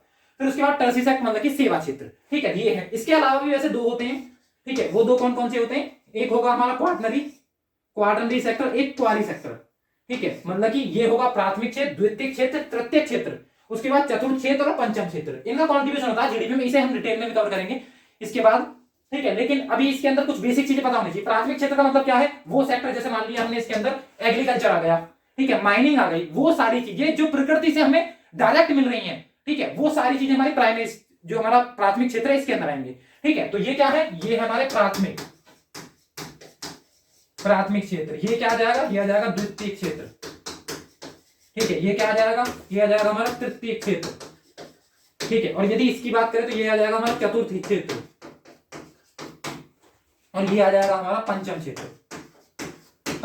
तो ये पांचों सेक्टर क्या होंगे, इन्वॉल्व होंगे इसके अंदर, ठीक है। तो ये जो इतने बड़े लेवल पर हम जीडीपी को देख रहे हैं, तो जीडीपी हमारा जो, यदि बात करें जीडीपी, तो जीडीपी बहुत बड़े टर्मिनोलॉजी है, मतलब कि इसमें क्या कर रहे हैं हम, बड़े लेवल पर देख रहे हैं इन चीजों को। तो यदि बड़े लेवल पर देख रहे हैं तो उसे बोलते हैं 2 टाइप की इकोनॉमी होती है हमारी, ठीक है। वो हम जब बेसिक कवर करेंगे जब हो जाएगा, ठीक है। लेकिन कुछ चीजें जिनका यहाँ पे यूज होगा वो देख लेते हैं। इकोनॉमी, तो इकोनॉमी क्या होगी, एक तो या तो होगी माइक्रो इकोनॉमी, या फिर होगी हमारी मैक्रो इकोनॉमी, मतलब या तो होगी हमारी व्यष्टि अर्थशास्त्र, या फिर होगी हमारी समष्टि अर्थशास्त्र, समष्टि अर्थशास्त्र। इसका मतलब क्या हुआ, माइक्रो इकोनॉमिक्स की बात करें, जैसे मान एक एग्जांपल लेते हैं यहाँ पे बेसिक सा। हमें एक शॉप पे जाना है, हम 4 फ्रेंड्स हैं, ठीक है, चारों फ्रेंड्स जाके वहां पे मान लिया समोसे खाने जाते हैं, लेकिन मेरी जेब में क्या है, मेरी जेब में 40 रुपए है और मुझे पता है कि एक समोसा 10 रुपए का आता है, मतलब कि जो एज यूजुअल प्राइस है उसका वो क्या है, वो हमारा 10 रुपए है। तो मैं गया, लेकिन मेरे माइंड में कुछ ना कुछ सस्पेंस बना रहेगा कि हो सकता है यार महंगाई हो गई हो, आज से 2 महीने पहले मैं इस शॉप पे आया था, हो सकता है 12 रुपए का हो गया हो, ठीक है, महंगा हो गया हो। तो मैं एक बार पूछूंगा उससे जाके कि भाई ये बता कि एक समोसे का प्राइस क्या है। यदि 10 रुपए का तो मैं वहां बैठूंगा ना, पतली गली से निकल जाऊंगा, क्योंकि मुझे पता है कि यहाँ पे क्या है, यहाँ पे उसका प्राइस ज्यादा है और जितना मेरे पास मनी है उससे काम हो नहीं पाएगा, ठीक है। क्योंकि यहाँ पे क्या देखा, हम माइक्रो लेवल पर, हम इंडिविजुअल लेवल पर देख रहे हैं, व्यक्तिगत रूप से देख रहे हैं उसे, तो हम किसकी बात करेंगे, इंडिविजुअल लेवल पर बात कर रहे हैं, तो हम हमेशा बात करेंगे माइक्रो के अंदर, बात करेंगे हम इंडिविजुअल लेवल पे, और वो भी किसकी बात करेंगे, हम बात करेंगे प्राइस की, पैसे की, ठीक है। तो किसकी बात करेंगे, प्राइस की। लेकिन जब हम व्यष्टि पे आ जाएंगे तो यहां बात करेंगे हम इनकम की। जब बड़े लेवल पे कोई बात सोचेंगे तो यहां बात करेंगे ना इनकम की, ठीक है। इंडिविजुअल नहीं हो जाएगा, यहां पे हो जाएगा एग्रीगेटेड, मतलब कि सबकी संपूर्ण की। जैसे बात करें एम्प्लॉयमेंट हो गया, जीडीपी हो गया, ये सब की बजट हो गया, हमारा इकोनॉमिक सर्वे हो गया, ये कंट्री के लेवल पे सोचा जा रहा है, तो ये क्या हो जाएगा, ये हो जाएगा मैक्रो इकोनॉमिक्स के अंदर। और माइक्रो इकोनॉमिक्स के अंदर बात करें तो छोटे लेवल पे, जैसे इंडिविजुअल लेवल पे एक पर्टिकुलर फैमिली की बात करें, उसके उत्पादन की बात कर रहे हैं, तो माइक्रो लेवल पे मतलब कि व्यष्टि, ये आ जाएगा हमारा समष्टि। तो यहाँ पे जैसे मैंने अभी एग्जांपल दिया, उसके अंदर हम किस पे डिपेंड है, हम प्राइस, हमारे पॉकेट के अंदर कितनी मनी है उसके अकॉर्डिंग सोच रहे हैं, तो माइक्रो। लेकिन यदि बात करें, हमें मान लिया कोई बड़े लेवल पे सोचना है, तो उसमें क्या होगा, उसमें हम पहले मान लिया बहुत बड़ा घर हमें परचेज करना है, ठीक है, खरीदना है, तो क्या होगा उसके केस में हम सोचेंगे हमारी इनकम कितनी है, कितने साल बाद में इसकी ईएमआई पूरी की पूरी, जितनी भी ईएमआई बनी है इसकी, वो सारी क्या कर दूंगा, प्रोवाइड कर दूंगा उन्हें, जितना भी हमने लिया है, ठीक है, सारी चीजें, सारी जो किस्तें वो चुकता कर दूंगा, वो सोचूंगा। तो इसका मतलब मैं बड़े लेवल पे कहां सोचूंगा, किसकी बात करेंगे, इनकम की। यदि कंट्री लेवल पे बात करेंगे तो नेशनल इनकम की बात करेंगे, ठीक है, जिसे हम बोलते हैं एनएनपी, मतलब कि नेट नेशनल प्रोडक्ट, वो हम आगे देखेंगे, ठीक है, तो उसकी बात करेंगे। तो ये सिंपल चीजें हैं वैसे तो, लेकिन इनका यूज बहुत है, ठीक है। इसके अकॉर्डिंग भारत की जो हमारी जो इकोनॉमी है वो भी डिफाइन होती है, ठीक है, वो चीजें हम इसमें कवर करेंगे, ठीक है। अब आते हैं हम वहीं जहां पे थे, ठीक है। हमने देख लिया राजनीतिक सीमा भी, तो जीडीपी के अंदर हम एंटर करना शुरू कर दिया, ठीक है। तो अब क्या हुआ, यदि बात करें हम जीडीपी की, तो जीडीपी में क्या होगा, अब देखते हैं हम भारत की। अब जीडीपी क्या है, भारत की सीमा में उत्पादित वस्तुओं का मूल्य जीडीपी कहलाता है। जितनी भी वस्तुएं और सेवाएं हैं, वस्तु मैंने बता दिया, सेवा मैंने बता दिया, राजनीतिक सीमा भी बता दिया क्या होता है, ठीक है, ईयर आपको पता है, ठीक है। तो सारी चीजें बताने के बाद अब पता चलिए आपको कि इसके अंदर जितने भी उत्पादन हो रहा है, वो चाहे गुड्स मतलब कि वस्तुएं हों या सेवाएं मतलब कि सर्विसेज हो, सब किसके अंदर काउंट होंगी, सब जीडीपी के अंदर काउंट होने वाली है। जैसे एक एग्जांपल लिया, भारत में एक एक्स कंपनी है, उसने क्या किया, उसने 1000 रुपए कमाए, ठीक है, और भारत की वाई कंपनी है, ठीक है, मतलब वाई कंपनी है, उसने चाहे वह विदेश की हो, जैसे मैंने बताया अभी, जियो हो गया, वो हो गया, क्या कहते हैं, वीवो हो गया, ओप्पो हो गया, सैमसंग हो गया, ये सब बाहर की है, एप्पल हो गई, ये सब बाहर की है, लेकिन प्रोडक्शन कहां कर रही है, भारत में। एम्प्लॉयमेंट किसको दे रही है, भारत को। तो इसका मतलब ये भी जीडीपी के अंदर काउंट होने वाली है। तो 200 रुपए कोई विदेशी कंपनी है उसने कमाए, इसका मतलब हमारी जीडीपी कितनी हो गई, वो हो गई हमारी 1200 रुपए, सिंपल भाषा में देखें तो, ठीक है। तो ये 1200 रुपए हुए, ठीक है। अब ये तो देखा हमने जीडीपी है, मतलब कि भारत से बाहर उत्पादित वस्तुओं या किसी भारतीय द्वारा की जा रही नौकरी और सैलरी जीडीपी के अंदर काउंट नहीं होती है। ये एक तरीके से एक नॉट है, ठीक है, क्योंकि ये जीडीपी के अंदर नहीं, ये जीएनपी के अंदर काउंट होगी, मतलब कि जो हमारा एनएनपी आएगा उसके अंदर ये काउंट होगा, क्योंकि उसमें राष्ट्रीयता जाएगी, नेट नेशनल प्रोडक्ट, सकल राष्ट्रीय आय, वो हम आगे देखेंगे। तो अभी हमारा क्लियर हो गया डाउट बिल्कुल। तो जीडीपी क्या है, हमने जीडीपी देख लिया, ठीक है। अब क्या होगा, जीडीपी देख लिया, इसके बाद देखते हैं जीडीपी के बाद आता है हमारा तुरंत हमारा जीडीपी, और फिर आ जाएगा एनडीपी, मतलब कि एनडीपी का मतलब क्या है, नेट नेशनल प्रोडक्ट, ठीक है। नेट नेशनल प्रोडक्ट में क्या देखेंगे, अब आ गया हमारा जीएनपी, इससे पहले जीएनपी नहीं, नेट नेशनल प्रोडक्ट हमारा एनडीपी, ठीक है। तो एनडीपी हमने उसमें जीडीपी देखा, ग्रॉस डोमेस्टिक प्रोडक्ट, सकल घरेलू आय, मतलब टोटल कितना हुआ। उसके बाद देखो, यदि एक सिंपल सा एग्जांपल लेते हैं हम, मान लिया गांव से बिलोंग करते हो आप, ठीक है, आपको क्या करना है, आपको वो होती है ना मशीन चारा काटने वाली, ठीक है, उसमें क्या हुआ, आपको 10 दिन तक मान लिया चारा काटना है, वो जो उसके अंदर लगे होते हैं ना, ठीक है, क्या बोलते हैं उन्हें, वो गंडासे टाइप, ठीक है, वो लगे होते हैं, तो उससे आपको काटना है, ठीक है ना यार। तो मान लिया वो जो चारा काट रहे हो आप, चारा तुमने कंटिन्यू काटा 10 दिन तक, 10 दिन बाद क्या हुआ, उसके अंदर जो वो लगे हुए थे वो क्या हो गए, वो घिस गए, ठीक है। फिर हमने उसकी फाइलिंग करी, लेकिन जिस टाइम पे हम प्रोडक्शन कर रहे हैं, मतलब जिस टाइम पे हम उससे चारा काट रहे हैं, तब हमारे माइंड में ये चीज नहीं है, मान लिया जैसे कि हम इस स्टूडियो की बात करते हैं, ठीक है, वैसे स्टूडियो नहीं है, रूम ही है, ठीक है, तो इसकी बात करते हैं। तो इसके अंदर क्या है, इसके अंदर लाइट भी लगी हुई है, मान लिया ये बोर्ड भी है, ठीक है, इसका जो बिल है वो भी जाएगा, ठीक है, इस रूम का रेंट भी जाएगा। लेकिन जिस टाइम पे मान लिया इससे कुछ ना कुछ प्रोडक्शन हुआ, मुझे सर्विस प्रोवाइड करने के बाद कुछ ना कुछ प्रोडक्शन हुआ, कुछ पैसे मेरे पास आए, लेकिन उस टाइम पे जिस टाइम पे मेरे पैसे मेरे पास आए, उस टाइम पे मैंने ये नहीं सोचा कि मुझे रेंट भी देना है, मुझे बिल भी देना है, ठीक है, लेकिन वो है हमारे अंदर, इसके अंदर ये काउंट होने वाली चीजें हैं, ठीक है। तो इसका मतलब ये क्या हुआ, एक तरीके से रिपेयरिंग मेंटेनेंस, जैसे हम गाड़ी चलाते हैं, ठीक है, 2000 किलोमीटर चला ली, 3000 किलोमीटर चला ली, उसके बाद वो मेंटेनेंस मांगती है, रिपेयर मांगती है, लेकिन जिस टाइम पर हम उसका यूज कर रहे हैं उस टाइम पर हमारे माइंड में नहीं आती ये चीजें कि हमें इसका मेंटेनेंस भी कराना है, ठीक है। तो ये क्या होगा, ये सारी चीजें हैं मूल्यह्रास, मतलब कि इन्हें बोलते हैं डेप्रिसिएशन। इसका मतलब ये हुआ जितनी भी हमारी जीडीपी थी, उस जीडीपी में से, मतलब कि जो हमारी जीडीपी थी, जीडीपी हम देख चुके क्या थी जीडीपी, तो ग्रॉस डोमेस्टिक प्रोडक्ट में से यदि मैं डेप्रिसिएशन, जो हमारा मूल्यह्रास है, ठीक है, जो भी रिपेयरिंग हो गया, मेंटेनेंस हो गया, फाइलिंग हो गया, यदि बात करें मशीनरी की, जैसे मान लिया हमने क्या करा, हमने एक लेथ मशीन, जिसे क्या बोलते थे सिंपल भाषा में खराद मशीन है, उसपे हमने कोई प्रोडक्ट बनाया, सर्कुलर प्रोडक्ट बनाया, हमने उसे चक में लगाया, चक में लगाने के बाद उस पे क्या किया, सिंगल कटिंग टूल से या मल्टी कटिंग टूल से उस पे क्या करी, कोई ना कोई मशीनिंग करी, टर्निंग करी, टेपरिंग करी, ठीक है, वो सारी चीजें करी, थ्रेडिंग कर ली, ठीक है। तो क्या हुआ, उसके बाद हमें ये तो पता है हमारा प्रोडक्शन हो रहा है, हम रॉ मटेरियल ले रहे हैं, उससे क्या फिनिश प्रोडक्ट बना दे रहे हैं, लेकिन हमें उस टाइम पे ये पता नहीं चलेगा कि जो हमारा कटिंग टूल है, जिस कटिंग टूल से हम उसकी कटिंग कर रहे हैं, वो भी घिस रहा है, ठीक है, वो तो हमें तब पता चलेगा जब वो पूरी तरीके से घिस जाएगा। इसका मतलब ये क्या है, ये हमारी रिपेयरिंग और मेंटेनेंस है, ठीक है, इसका खर्चा भी होता है जो कि हमें बाद में पता चलता है, ठीक है। तो इसे भी निकाल दिया जाए तो हमारा आ जाता है नेट डोमेस्टिक प्रोडक्ट, मतलब कि कुल घरेलू आय। इसमें से हमने जो रिपेयरिंग मेंटेनेंस है या कोई भी खर्चे हैं, वो डेप्रिसिएशन जो मूल्य ह्रास हो रहा है हमारा, वो हमने उसके अंदर से घटा दिया। इसका मतलब ये क्या हो गया, अब हो गया नेट डोमेस्टिक प्रोडक्ट। तो जिसे जीडीपी समझ में आ गया, वो सिंपल तरीके से एनडीपी, नेट डोमेस्टिक प्रोडक्ट, कुल भी, बस कुछ नहीं होता, जहां भी हमारा कुल आ गया, मतलब कि एन आ गया, उस यदि हमें जी से एन पे जाना है, मान लिया ये एन है और ये जी है, तो कुछ नहीं करना, बस यहाँ पे डेप्रिसिएशन क्या कर देना, सब्ट्रैक्ट कर देना, तो हम कहां पहुंच जाएंगे, एन पे पहुंच जाएंगे, वो चाहे हमारा जीडीपी हो, वो चाहे जीएनपी हो, ठीक है। तो जीएनपी से हमें एनएनपी पे जाना है, तब भी डेप्रिसिएशन घटाएंगे, जीडीपी से हमें एनडीपी पे जाना है, तब भी हम डेप्रिसिएशन मूल्यह्रास को इसमें से सब्ट्रैक्ट कर देंगे, ठीक है। तो ये हमें आई थिंक आपको क्लियर हो गया होगा क्या होता है हमारा net domestic product, NDP, GDP minus मूल्यह्रास, ठीक है, जो कि आप यहां पे देख भी सकते हो, NDP equal to GDP minus मूल्यह्रास, मतलब कि डेप्रिसिएशन। अब डेप्रिसिएशन क्या है ये भी आपको आई थिंक क्लियर हो गया होगा, ठीक है। उसके बाद देखते हैं हम नेक्स्ट हमारा जीएनपी, मतलब कि ग्रॉस नेशनल प्रोडक्ट, मतलब कि हमारा सकल राष्ट्रीय आय। अब इसमें राष्ट्रीयता वाला टर्म आ गया, राष्ट्रीयता का मतलब क्या हुआ, इसमें नेशनलिटी जुड़ गई। इसका मतलब ये हुआ, इसके अंदर हम क्या करेंगे, इसके अंदर हम कवर करने जा रहे हैं वो सारी चीजें जैसे भारतीय मूल के, मतलब कि जो भारत के लोग हैं और विदेश में उनकी नौकरी लगी हुई, उनकी सैलरी भी उसके अंदर काउंट होगी, वो जो भी काम कर रहे हैं विदेश में वो इसके अंदर काउंट होंगे। लेकिन हमारे यहाँ भी तो विदेशी काम कर रहे हैं, जैसे मैंने अभी बताया, वीवो हो गया, जियोमी हो गया, या फिर हमारा ओप्पो हो गया, या फिर सैमसंग हो गया, या फिर हमारा जो विदेशी कंपनी माइक्रोसॉफ्ट हो गई, अमेजॉन हो गई, ये सब क्या है, ये भी तो यहाँ काम कर रही है, उत्पादन कर रही है, तो ये क्या करनी पड़ेगी, हमें सब्ट्रैक्ट करनी पड़ेगी। और जो हमारे, क्योंकि सबसे ज्यादा एनआरआई कौन है, ठीक है, एनआरआई बात करो, पर्सन ऑफ इंडियन ओरिजिन की बात करें, ओवरसीज के अंदर आ गए हैं, वो ओवरसीज सिटीजन जो है उसके अंदर ही काउंट होते हैं अब तो, ठीक है। तो वो भी सबसे ज्यादा कहां से आता है रिवेन्यू, वो भारत के ज्यादा, दूसरे नंबर पे चाइना है, ठीक है। तो वो उनकी भी जो सैलरी है वो भी किसके अंदर काउंट होगी, हमारी एनडीपी के अंदर, मतलब कि एनडीपी के अंदर नहीं, जो हमारा जीएनपी है, ग्रॉस नेशनल प्रोडक्ट के अंदर। तो यहां पे राष्ट्रीयता आ गई, ठीक है। तो इसमें क्या होगा, जो हमने इसके अंदर देखा है, तो वो क्या होगा, अब बात करें इसकी, तो इसमें क्या होगा, जीएनपी मतलब कि ग्रॉस नेशनल प्रोडक्ट,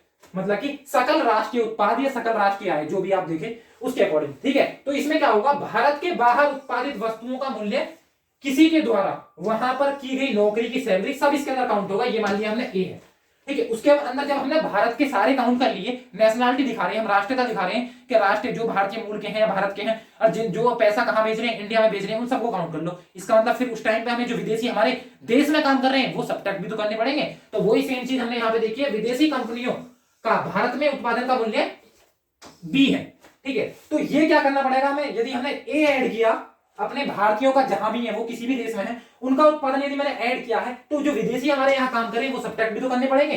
इसका मतलब ये सब्ट्रैक्ट कर लिया, इसका मतलब अब हमारा जीएनपी क्या हो गया, हमारा जीडीपी में से यदि मैंने जो हमारे भारत के हैं वो जोड़ लिए, विदेशी घटा दिए, तो हमारा क्या बन जाएगा, जीएनपी, मतलब कि GNP equal to GDP plus जो भारतीय है वो ऐड और जो विदेशी हैं वो सब्ट्रैक्ट, उनकी इनकम जो उनका उत्पादन है, उनका प्रोडक्शन है, वो हमने सब्ट्रैक्ट कर दिया। तो सिंपल भाषा में हमने देख लिया ग्रॉस नेशनल प्रोडक्ट। ठीक है, तो ये भी हो गया। अब सिंपल सी बात है, इससे आगे यदि बात करें हम इसमें एनएनपी की, तो एनएनपी क्या हो जाएगा, एनएनपी में कुछ नहीं करना, बस मूल्यह्रास जो भी डेप्रिसिएशन है वो घटा दो, तो वो हो जाएगा हमारा एनएनपी। ठीक है, जैसे कि हम देख सकते हैं यहाँ पे एनएनपी नेट नेशनल प्रोडक्ट। तो हमारा जो भी अभी हमारा क्या आया था, हमारा आया था एनडीपी नेट डोमेस्टिक प्रोडक्ट। उसमें से हमने क्या कर दिया, मूल्यह्रास, रिपेयरिंग, मेंटेनेंस, कूलिंग, कटिंग, सब कुछ जो भी है वो हमने इसमें घटा दिया, जो हमारे काम का नहीं है। उसके बाद जो बचा वो आ गया हमारा एनएनपी। ठीक है, तो ये क्या होगा, एनएनपी होगा। अब इसे देखो एक बार और सिंपल एग्जांपल से समझने की कोशिश करते हैं, जीडीपी जीएनपी सबको। ठीक है, जैसे अब बिल्कुल सिंपल देखते हैं, एक फैमिली है, ये एक फैमिली है। ठीक है, मान लिया इसके अंदर एक तो मान लिया मदर और फादर। ठीक है, फिर नेक्स्ट जनरेशन क्या हुई, नेक्स्ट जनरेशन मान लिया इसके अंदर है हमारी, मान लिया दो भाई, मान लिया मैं एक है हमारा मेगाबाइट, एक है हमारा गीगाबाइट, एक है टेराबाइट। ठीक है, ये तीन लड़के हैं इनके।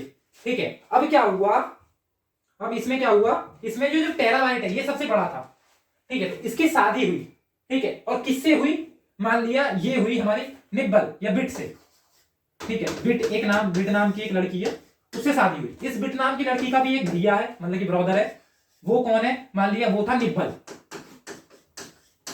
निब्बल, जैसे कि आप जानते हो कंप्यूटर की सबसे छोटी यूनिट क्या होती है, बिट। उसके बाद एक निब्बल में 4 बिट होते हैं, एक बाइट के अंदर कितने होते हैं, 8 बिट होती हैं। ठीक है, तो फिर उसके बाद क्या आ जाएगा, मेगाबाइट, किलोबाइट, केबी बोलते हैं जिसे। उसके बाद मेगाबाइट मतलब कि एमबी, उसके बाद जीबी मतलब कि गीगाबाइट, उसके बाद टेराबाइट मतलब कि टीबी। सबसे बड़ी यूनिट है किसकी, कंप्यूटर की। ठीक है, तो वो नाम ले लिए हमने। अब क्या होगा इसके अंदर, ठीक है, अब सिंपल नाम भी ले सकते हो, राम, श्याम, घनश्याम, जो भी लेना है। ठीक है, तो क्या हुआ, इससे शादी हुई।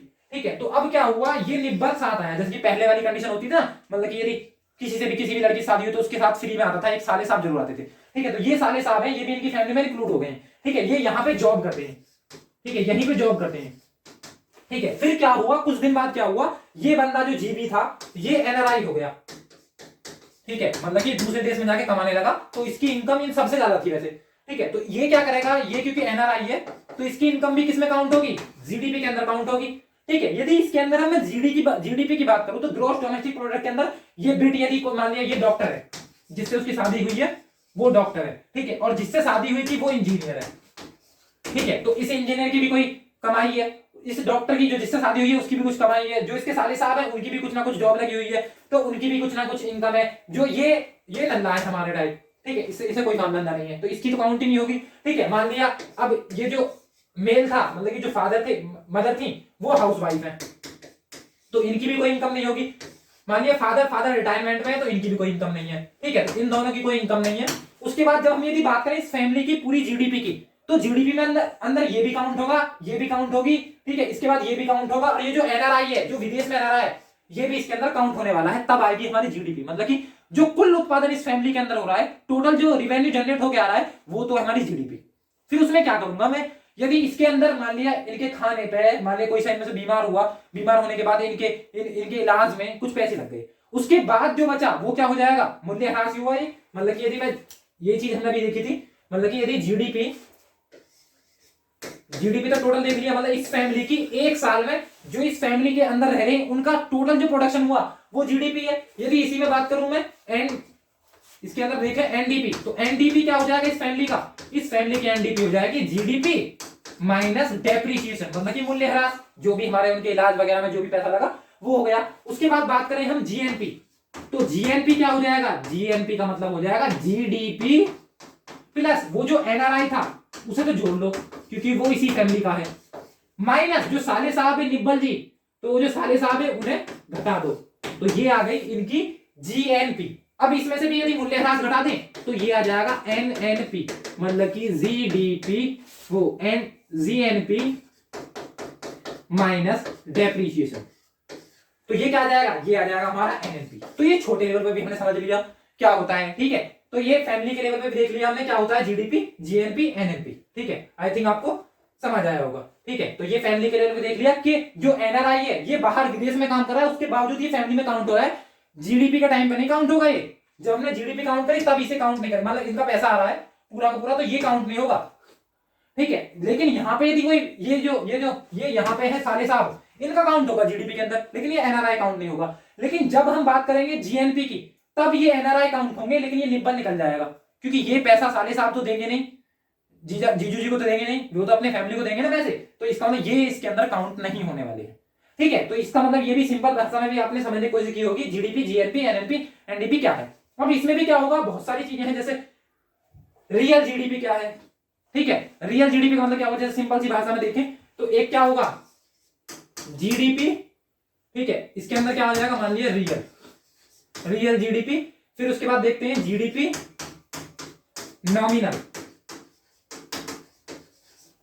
नॉमिनल जीडीपी, उसके बाद ठीक है जीडीपी एट नॉमिनल प्राइस, और GDP at PPP, purchasing power parity, ठीक है। उसके बाद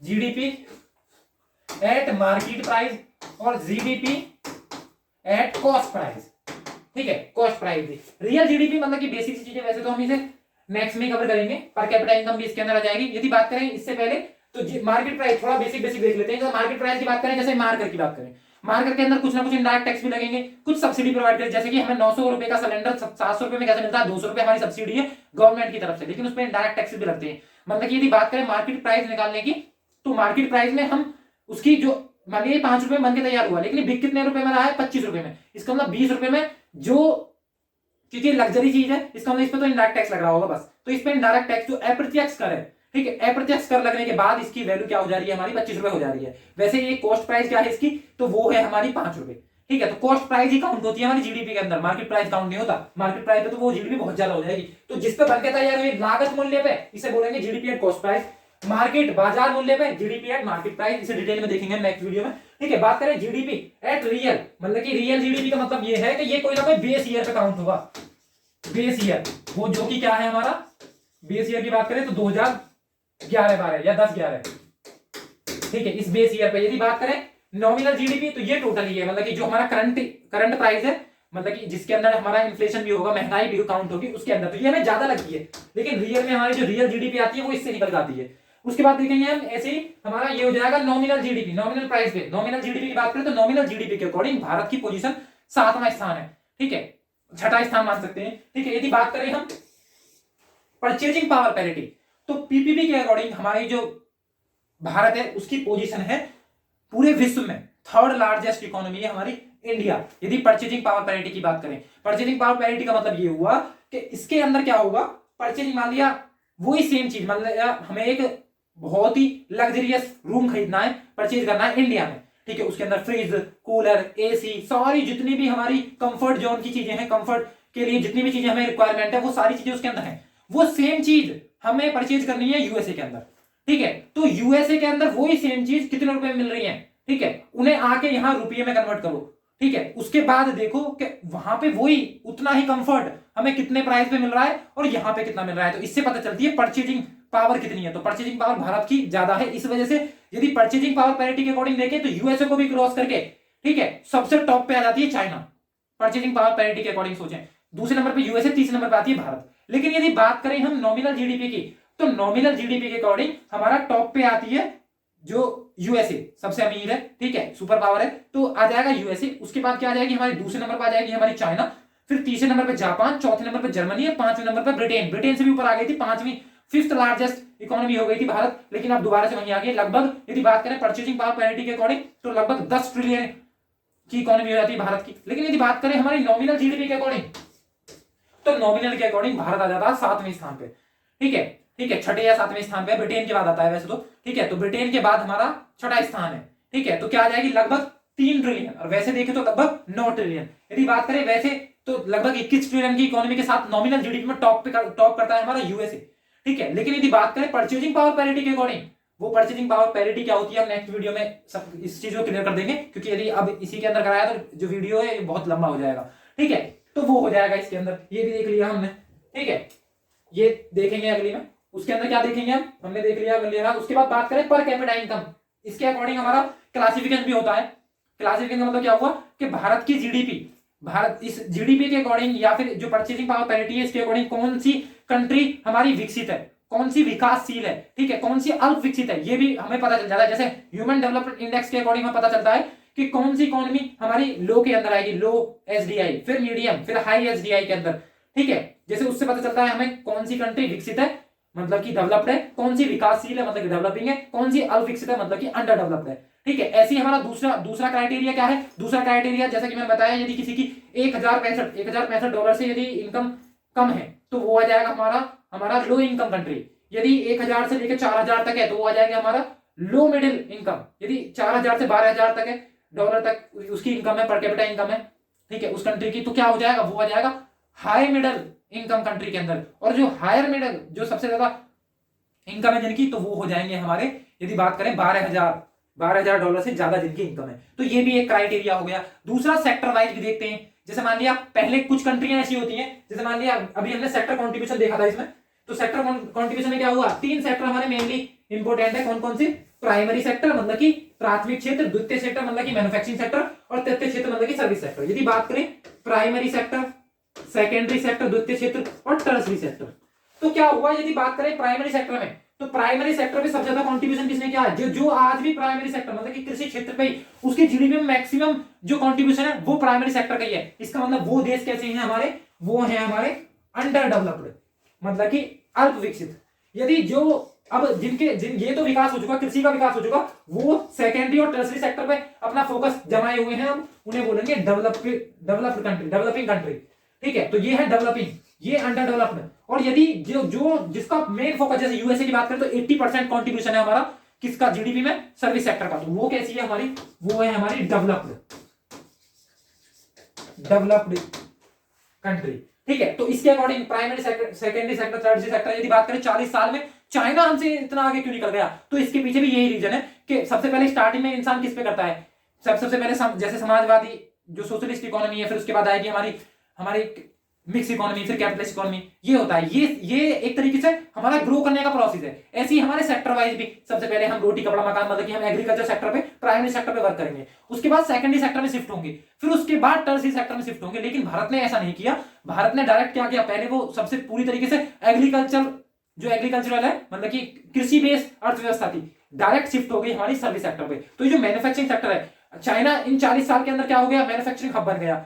इसी वजह से उसकी जो इकोनॉमी है इतनी फास्ट बूस्ट हुई है, ठीक है, बहुत ही फास्ट ग्रो की है इकोनॉमी, इसी वजह से, क्योंकि उसने सारे प्रोसेसर फॉलो किए हैं। पहले कृषि क्षेत्र पे काम किया, फिर मैन्युफैक्चरिंग सेक्टर मतलब द्वितीय क्षेत्र पे काम किया, फिर तृतीय क्षेत्र पे काम किया, ठीक है, फिर चतुर्थ, फिर पंचम। इस तरीके से उसने पूरा जैसे जैसे प्रोसीजर होता है स्टेप बाय स्टेप वो फॉलो किया है। इस वजह से 40 साल में ही हम इतने पीछे हो गए कि उसकी आज 14 ट्रिलियन इकोनॉमी है और हमारी 3 ट्रिलियन, ठीक है। तो ये चीजें भी हम किसके अंदर देखेंगे, जो हमारा इसका नेक्स्ट पार्ट आएगा उसके अंदर। बात करें पर कैपिटा इनकम, प्रति व्यक्ति आय, तो प्रति व्यक्ति आय बहुत ही अच्छा हमारा इंडिकेटर है, जिससे हमें पता चलती है कौन सी कंट्री क्या है, विकसित है, अल्प विकसित है या विकासशील है। या फिर बात करते हैं लो इनकम है, लो मिडिल इनकम है, हाई मिडिल इनकम है, या फिर हाई इनकम कंट्री है, ये भी पता चलता है। जैसे बात करें इस पर कैपिटा इनकम का यूज हमारा ह्यूमन डेवलपमेंट इंडेक्स एचडीआई जो करता है हमारा, किसके द्वारा जारी की जाती है, UNDP, United Nation Development Programme द्वारा जारी की जाती है, जिसमें भारत की अब रैंक कितनी है, 131, ठीक है। तो इससे भी पता चलता है हमारा, इसके अंदर सारे काउंट होते हैं। 3 चीजें इसके अंदर देखते हैं हम,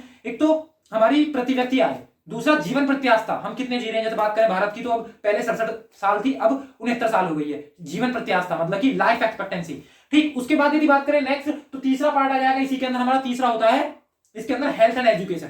हेल्थ एंड एजुकेशन क्या होती है, मतलब कि हमने एचडीआई के अंदर कितने कंपोनेंट होते हैं, पहला हेल्थ एंड एजुकेशन, दूसरा लाइफ एक्सपेक्टेंसी, ठीक है, जीवन प्रत्याशा गुणांक कितना जी रहा है कोई भी किसी भी कंट्री का इंसान।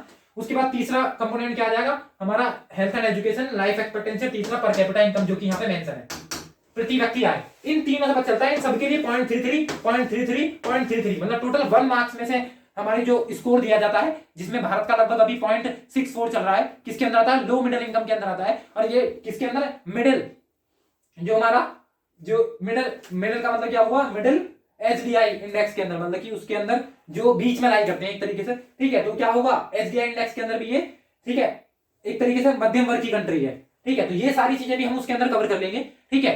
तो ये था इस वीडियो के बारे में पूरा, ठीक है। ठीक है, आई थिंक आपको पसंद आया होगा।